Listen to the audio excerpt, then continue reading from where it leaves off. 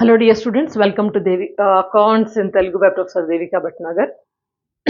Insurance క్లెయిమ్లో ఇప్పటివరకు చేసిన ప్రాబ్లమ్స్ అర్థమైనాయా? ఎస్, ఈరోజు చేయబోయే ప్రాబ్లం చాలా ఇంపార్టెంట్. ఇది పంకజ్ పబ్లికేషన్స్ ఆర్పి త్రివేది బుక్స్ మీకు తెలుసు కదా, అందులో 9th ప్రాబ్లం తీసుకున్నాను. ఇది చాలా ఇంపార్టెంట్ ప్రాబ్లము. ఈ ప్రాబ్లం అర్థమైతే మీరు ఏదైనా చేయగలరు. ఈ ప్రాబ్లంలో ముఖ్యంగా ఏంటంటే మనకి 3 స్టెప్స్ మనం చేయబోతున్నాం. ఫస్ట్ స్టెప్ ఏంటి, దీంట్లో ఇన్సూరెన్స్ క్లెయిమ్స్ 3 స్టెప్స్ అని చెప్పాను కదా ఫస్ట్ డే క్లాస్లో. First step calculation of memorandum trading account, second step goods destroyed by fire, third one average class. ఈ 3 మనకి ఈ ప్రాబ్లంలో కవర్ అయిపోతాయి, అందుకని ఇంపార్టెంట్ ప్రాబ్లం అంటున్నాను. ఎనీహౌ ప్రాబ్లం మీకు డెస్క్టాప్ మీద ఇచ్చాను, మీ దగ్గర బుక్స్ ఉంటే బుక్స్ తీసి ఫాలో అయిపోవచ్చు. డైరెక్ట్గా 9th ప్రాబ్లం ఇది. ఫస్ట్ నేను ప్రాబ్లం స్లోగా చదువుతాను, ముందు స్క్రీన్ షాట్ తీసుకోండి లేదా రాసుకోండి. ప్రాబ్లం స్లోగా చదువుతాను, ప్రాబ్లం మెల్లగా అర్థం చేసుకుంటే సగం ప్రాబ్లం వచ్చినట్టే. సో కాబట్టి will focus on the problem first. చూడండి ప్రాబ్లం ఒకసారి. Fire occurred in the premises of Amir Chand on 10th April 2004 and a considerable part of the stock was destroyed. Okay, ఈ అమీర్ చంద్ అనే కంపెనీలో 10th ఏప్రిల్న ఫైర్ యాక్సిడెంట్ అయింది, goods తగలబడిపోయినాయి. ఏమైంది ఇంకా తర్వాత? The stock salvage value was 50,000. Salvage value అంటే ఏమని చెప్పాను, మిగిలిపోయింది. ఇంత సేవ్ చేయగలిగారు. సాల్వేజ్ వాల్యూ అంతా 50,000. తర్వాత ఏమన్నానంటే a fire insurance policy containing average clause was taken for 3,60,000. అంటే వీళ్ళు ఎంతకి పాలసీ తీసుకున్నారంటే కనుక 3,60,000 ఇన్సూరెన్స్ పాలసీ తీసుకున్నారు. ఇన్సూరెన్స్ పాలసీ అమౌంట్ 3,60,000 గుర్తుపెట్టుకోండి. Okay, you are required to ascertain the amount to be claimed from the insurance company. అంటే last third step దాకా చేయాలి. ఇక్కడ ఏమి ఇచ్చాడు మనకి? Purchases for the year 2003. ఇక్కడ మనకి 2003 అన్నాడు, 2004 అన్నాడు, రెండు ఇచ్చాడు. 2003 అంటే మనం ట్రేడింగ్ అకౌంట్ చేస్తాము, 2004 అంటే మెమరాండమ్ ట్రేడింగ్ అకౌంట్. ఓకేనా? సరే, ట్రేడింగ్ అకౌంట్ 2003కి purchases, sales, stock, opening stock, closing stock and wages ఇవన్నీ 2003 ఇయర్వి, అంటే ట్రేడింగ్ అకౌంట్లు వేసుకుంటాం ఇవి. తర్వాత purchases from 1st January 2004 to date of fire, అంటే ఇది 2004 కిందకు వస్తుంది. పర్చేజెస్, సేల్స్, వేజెస్ ఈ 3 2004కి సంబంధించి, అంటే మెమరాండమ్ ఆఫ్ ట్రేడింగ్ అకౌంట్లో రాసుకోవాల్సింది ఇచ్చాడు. తర్వాత ఏమైంది? Fire broke out on 25th December 2003 and had destroyed stock of estimated amount of 90,000.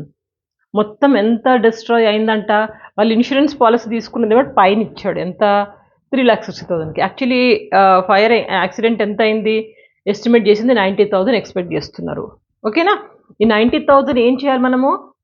మీకు ఫస్ట్ డే క్లాస్లో చెప్పాను, ఎప్పుడైనా డిస్ట్రాయ్ అయింది అంటే ఇంకా ఆ వాల్యూని ట్రేడింగ్ అకౌంట్లో క్రెడిట్ సైడ్లో రాసుకుంటాము అనేసి.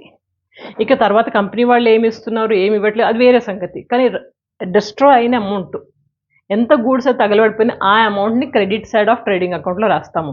అందుకని ఇది కూడా 90,000 క్రెడిట్ సైడ్ ఆఫ్ ట్రేడింగ్ అకౌంట్లో వస్తుంది. And there was a practice in the concern of value of stock at cost less 10%, but this practice was changed and stock on 31st December 2003 was valued at cost plus 10%. వాళ్ళు ఏం చేసేవాళ్ళంట? కాస్ట్ని, స్టాక్ని 10% తక్కువగా calculate చేసేవాళ్ళంట. అదే చెప్తున్నాడు. There was a practice in the concern to value of stock cost less 10%. Cost less తక్కువగా, 10% తక్కువగా, అంటే 90%కి వాళ్ళు క్యాలిక్యులేట్ చేసేవాళ్ళు. But this practice was changed and stock on 31st December 2003 was valued at cost plus. But closing stock మాత్రం cost ప్లస్గా చేసుకున్నాడు. యాక్చువల్గా కాస్ట్ లెస్ 10%, కానీ క్లోజింగ్ స్టాక్ మాత్రం కాస్ట్ ప్లస్గా చేసుకున్నాడు. అంటే ఏంటి? మనం ఇక్కడ ఓపెనింగ్ స్టాక్, క్లోజింగ్ స్టాక్ మళ్ళీ కనుక్కోవాలి. ఎందుకంటే ఓపెనింగ్ స్టాక్ ఏమో కాస్ట్ లెస్ అన్నాడు, క్లోజింగ్ స్టాక్ ఏమో కాస్ట్ ప్లస్ అన్నాడు కదా. ఇది క్యాలిక్యులేట్. ఈ ప్రాబ్లం మొత్తం నేను ఇప్పుడే ఇంగ్లీష్లో వర్కౌట్ చేశాను దేవికాస్ కామర్స్ అండ్ మేనేజ్మెంట్ అకాడమీలో. యాజ్ ఇట్ ఈజ్గా వచ్చేసాను, మళ్ళీ ఎందుకు చేయడము. So I will explain it. First మనం ఏం చేయాలి? దీనికి ఓపెనింగ్ స్టాక్, క్లోజింగ్ స్టాక్ కనుక్కోవాలి. ఓకేనా? ఇప్పుడు చూడండి, వర్కింగ్ నోట్స్లో చూపించుకుంటాము. Calculation of opening stock. Opening stock ఏమన్నాడు? కాస్ట్ లెస్ 10% అన్నాడు. అంటే కాస్ట్ 100 అయితే దానికి లెస్ 10% అంటే 90% కదా. 90%కి ఎంత అన్నాడు ఓపెనింగ్ స్టాక్? 2,70,000. చూడండి, బుక్ చూస్తుండండి. 90% అంటే 2,70,000. మనకి 100% కావాలి కదా. 100%కి ఎంత అవుతుంది అంటే ఎప్పుడైనా గుర్తుపెట్టుకోండి, ఈ 2,70,000 ఈ అమౌంట్ వేసేసేయండి. ఏది కనుక్కోబోతున్నావో దాన్ని పైన వేయండి. 100/90 ఇచ్చినది కింద వస్తుంది, ఏది కనుక్కోబోతున్నామో అది పైన వస్తుంది. ఓకేనా? సో 2,70,000 ఇంటూ 100/90 ఇట్లా క్యాలిక్యులేట్ చేస్తే మనకు 3 lakh వచ్చింది. 3 lakh opening stock. Opening actual value 3 lakh. 3 lakh ఏంటి? 100%కి. వీడేమో 90%కి వేసుకున్నాడు ఇంత. అట్లాగే మనం క్లోజింగ్ స్టాక్ కూడా కనుక్కోవాలి. క్లోజింగ్ స్టాక్ ఏమన్నాడు? 110% అన్నాడు. కాస్ట్ ప్లస్ 10% అన్నాడు. కాస్ట్ 100 అయితే ప్లస్ 10% వేసుకుంటే కాస్ట్ ప్లస్ ఎంత అవుతుంది? 110. 110కి మనకి ఎంత ఇచ్చాడు వాల్యూ? 4,84,000 ఇచ్చాడు కదా. ఇప్పుడు మనకు కావాల్సింది ఏంటి? 100%కి కదా. సేమ్ ఇట్లనే సేమ్ క్యాలిక్యులేషన్. 4,80,000 ఇంటూ ఇది బై కనుక్కోవలసినది కింద.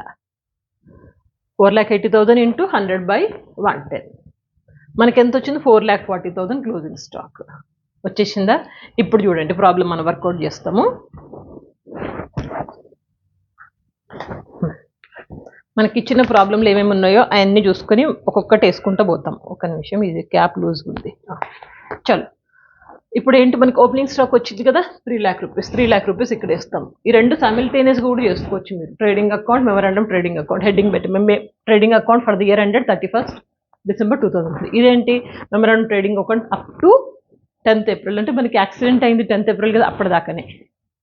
ఓకేనా? ఓపెనింగ్ స్టాక్ మనం ఇప్పుడు అనుకున్నాం కదా 3 lakh. ఈ 3 lakh వేస్తున్నాం ఇక్కడ.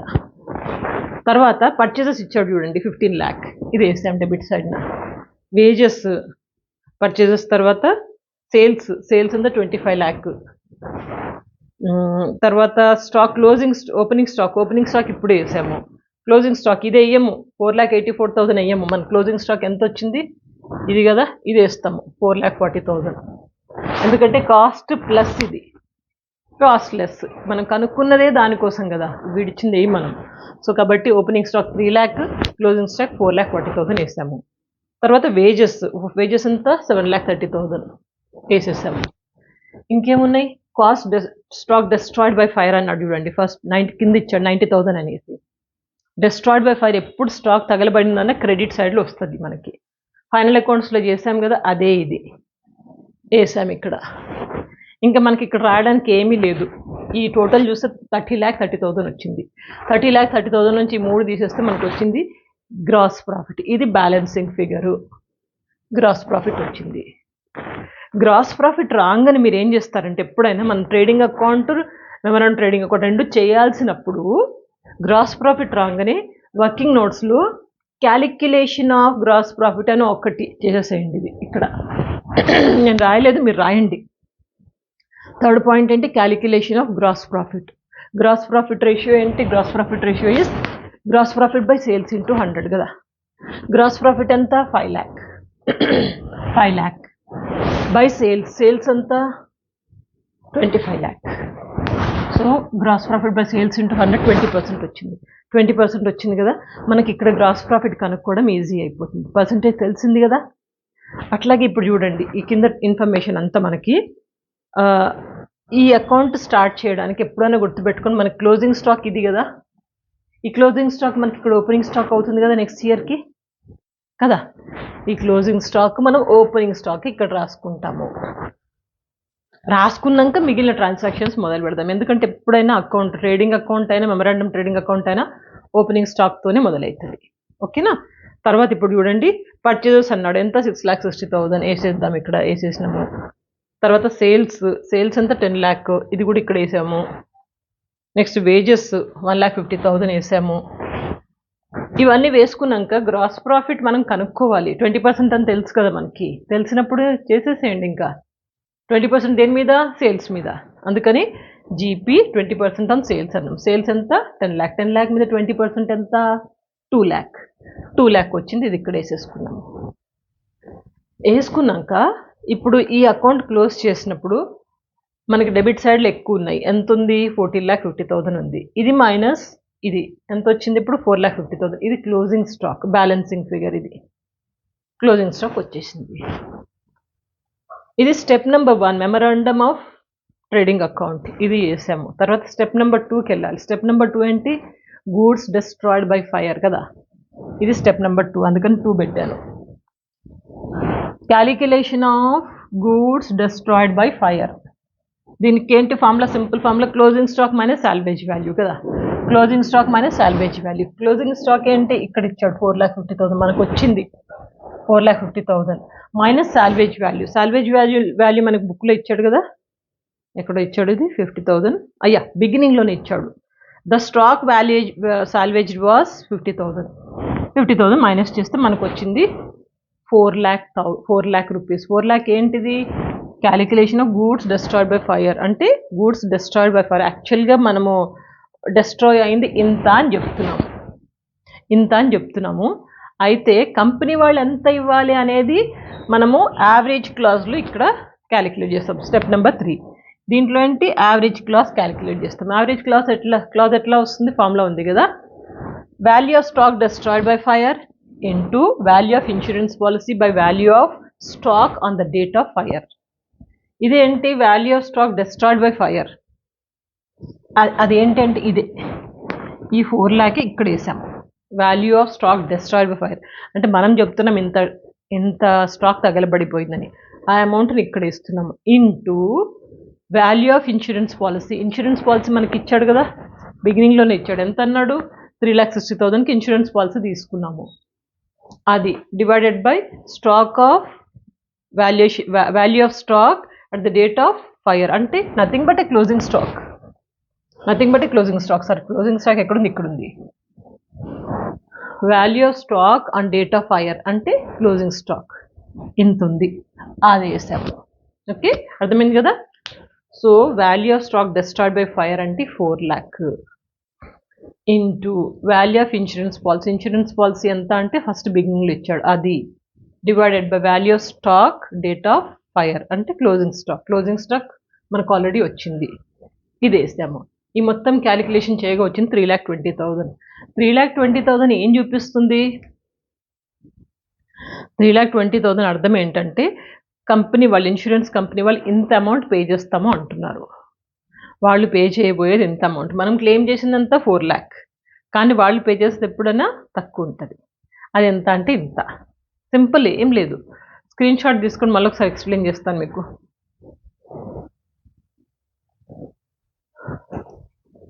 ఈ ప్రాబ్లం అర్థమైపోతే ఏదైనా చేయొచ్చు మీరు, ఎందుకంటే 3 steps దీంట్లో వచ్చేసినాయి కాబట్టి.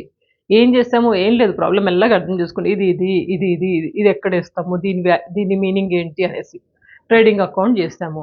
ట్రేడింగ్ అకౌంట్లో అన్నీ ఇచ్చాడు. మనం ఓపెనింగ్ స్టాక్ క్లోజింగ్ స్టాక్ మాత్రం ఇట్లా కనుక్కున్నాం, ఎందుకంటే కాస్ట్ ప్లస్ కాస్ట్ లెస్ అన్నాడు. ఇది ఒక్కటి కొంచెం మీ క్యాలిక్యులేషన్స్ చూసుకోండి. కాస్ట్ ప్లస్ అంటే ఏం చేయాలి, కాస్ట్ లెస్ అంటే ఏం చేయాలి, ప్రాక్టీస్ చేస్తూ వచ్చేస్తుంది, ఏం కాదు. దీని ద్వారా మనం గ్రాస్ ప్రాఫిట్ కనుక్కున్న వెంటనే ఏం చేసాము? గ్రాస్ ప్రాఫిట్ రేషియో కూడా తీసుకున్నాము కదా, జీపీ బై సేల్స్ ఇంటూ 100. దాని తర్వాత మెమరాండమ్ ట్రేడింగ్ అకౌంట్ వేసుకున్నాము. మనకి క్లోజింగ్ స్టాక్ ఓపెనింగ్ స్టాక్ అయింది. ఇంకా పర్చేజెస్, వేజెస్, సేల్స్ ఇవి ఇచ్చేసాడు వాడు ఆల్రెడీ. ఇక జీపీ రేషియో తెలుసు కదా, కాబట్టి ఆ రేషియోని పెట్టి మనము గ్రాస్ ప్రాఫిట్ కనుక్కున్నాము. 20% ఆన్ సేల్స్, 10 lakh మీద 20% ఇది ఇంత. ఓకే, అన్ని అమౌంట్స్ వేసాము. ఇక ఈ డెబిట్ సైడ్లో నుంచి 10 lakh తీసేస్తే మనకు వచ్చింది క్లోజింగ్ స్టాక్. ఇది వచ్చిందంటే మెమరాండమ్ ఆఫ్ ట్రేడింగ్ అకౌంట్ అయిపోయింది. Second step calculation of goods destroyed by fire. Simple formula closing stock by salvage value. Salvage అంటే మిగిలిపోయింది, అది మనకు బిగినింగ్లోనే ఇచ్చాడు. సాల్వేజ్ వాల్యూ అంతా 50,000 అన్నాడు. క్లోజింగ్ స్టాక్ ఏంటి? మనం ఇప్పుడే కనుక్కున్నాం 4,50,000. ఇదే closing stock minus salvage value ఇచ్చాడు, మనకి ఇంత వచ్చింది. ఇదేంటిది? Goods destroyed by fire. Actual goods destroyed by fire అని మనం అంటున్నాము. అది కంపెనీ వాళ్ళు ఎంత ఇస్తారు అనేది మనం ఇక్కడ క్యాలిక్యులేట్ చేస్తాం. అదేంటి? Average class. Formula stock destroyed by fire into insurance policy by closing stock. సింపుల్గా గుర్తుపెట్టుకోండి. డిస్ట్రాయిడ్ బై ఫైర్ అంటే ఇది మనం ఇప్పుడే అన్నాం కదా, ఇంత డిస్ట్రాయ్ అయింది అన్నాం కదా, ఇది 4 lakh. ఇన్సూరెన్స్ పాలసీ ప్రాబ్లంలో ఇచ్చాడు బిగినింగ్లోనే. అండ్ క్లోజింగ్ స్టాక్ అంటే ఇది వేసాము, అంతే. మీరు మెల్లగా చేస్తూ వస్తుంది మీకు. నేనే ఒక్కొక్కటి వేసి వర్కౌట్ చేయాలంటే ఇంగ్లీష్లో చేశాను ఆల్రెడీ. మీరు కావాలంటే ఇంగ్లీష్ వర్షన్ ఫాలో అయిపోవచ్చు. మెల్లమెల్ల ఒక్కొక్క అమౌంట్ వేసుకుంటా పోవడం అంతే. ఈజీనే కదా. ఇంకొక ప్రాబ్లం చేద్దాము. ఇంకో ప్రాబ్లం చేసి ఇన్సూరెన్స్ పాలసీ చాప్టర్ ఫినిష్ చేసేద్దాం. స్టే కనెక్టెడ్, ప్రాక్టీస్ బాగా చేయండి. ఇవి ఏంటంటే ప్రాక్టీస్ చేస్తూ ఉంటేనే వస్తాయి. 10 మందికి వీడియో షేర్ చేయడం మర్చిపోవద్దు. Okay, practice. Good luck.